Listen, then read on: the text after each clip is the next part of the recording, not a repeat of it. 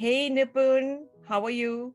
I'm doing good. How are you? I'm doing great. So before we start, I do want to say that your name Nipun, which means an expert. So you've been an expert in a number of fields. And you are the founder of this organization called Service Space. Tell me a little bit about what they do. Well, Service Spaces started in 1999 in the Silicon Valley. We started by building websites for nonprofits, and now we do a whole bunch of other projects. But at its core, it's a volunteer-run ecosystem, and here the volunteers are not just serving to help others and create an external impact. That's there, but you're also serving for inner transformation to change yourself along the way. And so it's a big incubator of all kinds of projects that try to circulate a little bit more love in the world. Yeah, so talking about love, every time I get your email, I see you have a very unique signature and you have a mission statement around it. What is it about? Like, what is something about smiles? What is it exactly?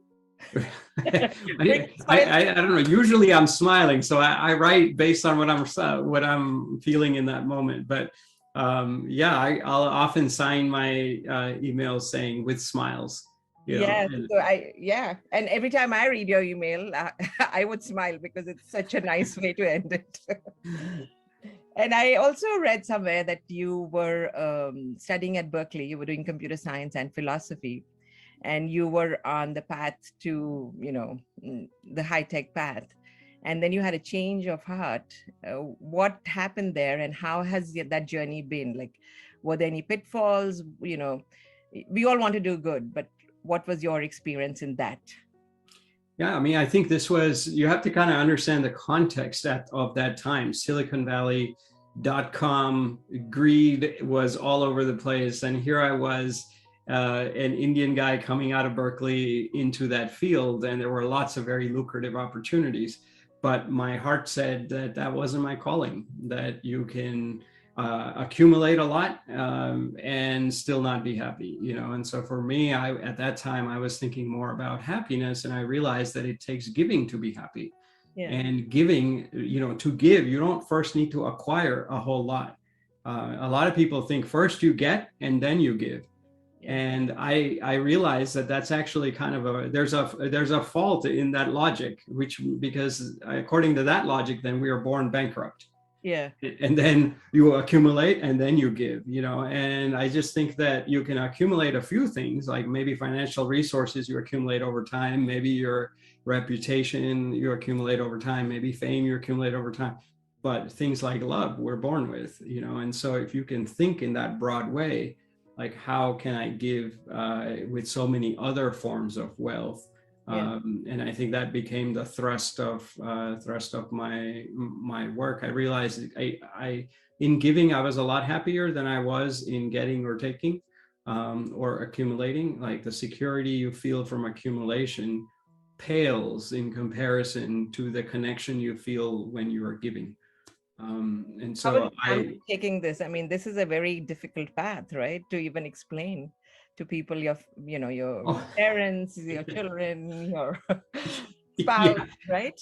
Everybody, right? Everybody. First thing when you go to a party, you're like, hey, what do you do? And I'm like, yeah, I volunteer. And they're like, well, no, what do you really do? I'm like, no, I really volunteer. And they're just like, okay, well, next person, Yeah, and we'll talk to you later. yeah. Or in the Indian community, people will be like, oh, shouldn't you be taking care of your parents instead of like, living off of them? I was like, no, I'm not living off of them. It's like, are you taking care of them? What kind of a son are you? I was like, well, why don't you go ask my parents, But you have that whole cultural thing of like, oh, and so many sacrifices were made for me to have the opportunities, and I had so much potential, all that kind of stuff that people tell you. And you're like, and in those eyes, you're seen as wasting all of that potential Yeah. because you're going out and practicing giving. That's something you do when you're 65, after you retire. Like that's not something you do after college. And so yeah, it's a kind of uphill battle, and you work through it, and you have to listen to that inner voice. You have to listen to that calling inside you. And even my parents wanted to make sure that it wasn't just, I wasn't just doing a rash thing, that I actually genuinely felt it. So they did accept your choice, and they were, I'm sure at the end of the day, they were happy, but during that time, it must be hard for them as well, right? Yeah, they wanted me to be sustainable. They said, look, we can take care of ourselves. We want you to follow your dreams, but like, we want you to make sure, we want to also make sure that you know how to take care of yourself, you know? Yeah. And so, and this is not it's like none of their friends' kids are doing this kind of thing. So there's no precedent for it, you know? So in your mind, it's a new story. Yeah. And, you know, they certainly, especially my mom was certainly worried and was like, no, this is not why don't you do it on the side? Or why don't you go out first, make all the money and then retire and then go do all this, you know, you got early retirement, you know? I can totally relate to that, because I mean, obviously I'm not at your stage, but I feel the same, you know. I always wanted to do something in this field. And that was the thing everybody kept saying, yeah, you should just do it on the side. It's good to and yeah. So, you know, last year has been quite dramatic for all of us, right? Pandemic and everything. And we talked a little bit before about the kitchens that you were holding, which is not going on right now, the Karma Kitchens, the volunteers.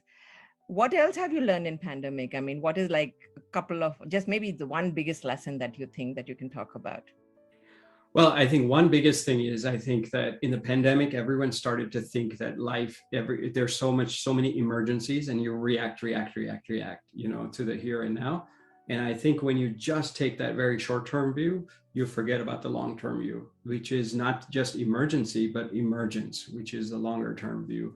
And longer term could go all the way, you know, they have these living bridges in Meghalaya. I don't know if you know about these bridges, but they try to put these concrete posts on both sides and build a bridge, and all those would like fall down. And what they realized is what survives are these living bridges, and living bridges are essentially trees on both sides whose roots start to interconnect. So every generation takes these roots and they know what to do to connect these roots to the next bit. And then the next generation comes in and takes it to the next. And over many, many generations, you have this thick root system on which people can walk and traverse. And these roots, they're known as living bridges. They take many generations, but they are so robust, they are so resilient, they're so sturdy, and they serve everybody. So I think there's place for short-term and emergencies, and then there's space for emergence.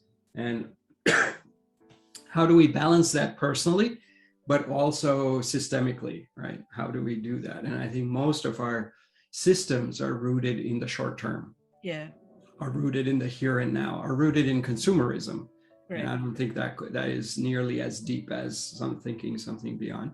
And I think one other thing I would add is that I think, I think thinking about, like, is this a war story or is this a love story? I think was a great question. Yeah. Right. Like, are we being attacked and, oh my God, if we don't fight back, we're gonna die? Or is this an invitation to deepen our interconnection and to deepen our love? Or is it both? And which one is it more? How are they interconnected? Like, all these kinds of questions are a little bit more nuanced than just saying, oh my God, let's go attack this thing and eliminate it.